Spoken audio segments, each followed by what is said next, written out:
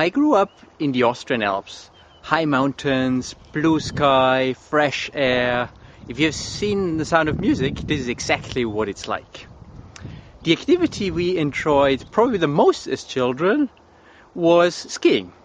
As soon as the first snow was falling, we went down into the basement and we got our skis and spent the rest of the season out there on the piste.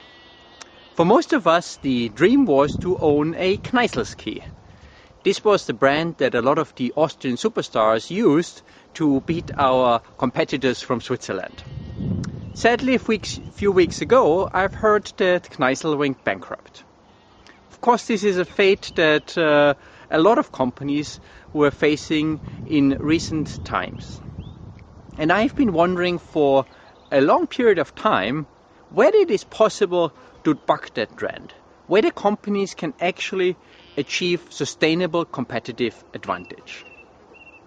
In order to study this question, I set up a team in 2003 and we started by identifying European companies that were at least 100 years old and outperformed the stock exchange by the factor 15 or more.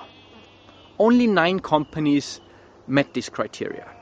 And for each of these 9 companies, we identified a comparison company, which was ideally from the same country, from the same industry, and founded at around the same time. So it had more or less the same starting conditions as our top companies. The following years, we then spent studying these 2 groups of companies and trying to see what distinguishes the great from the good companies. This is what we came up with, the 5 principles of enduring success. Principle number 1, exploit before you explore. Principle number 2, diversify into related businesses. Principle number 3, learn from the past and particularly your mistakes. Principle number 4, be conservative in your finances and beyond. And principle number 5, be culturally sensitive when you have to change. So are these principles applicable today?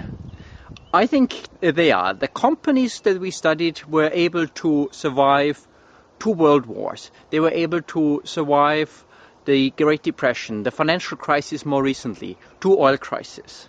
They saw the advent of television, telephone, the internet, radio. And they have somehow, by using and applying these principles, been able to survive and succeed better than the other companies they were competing with.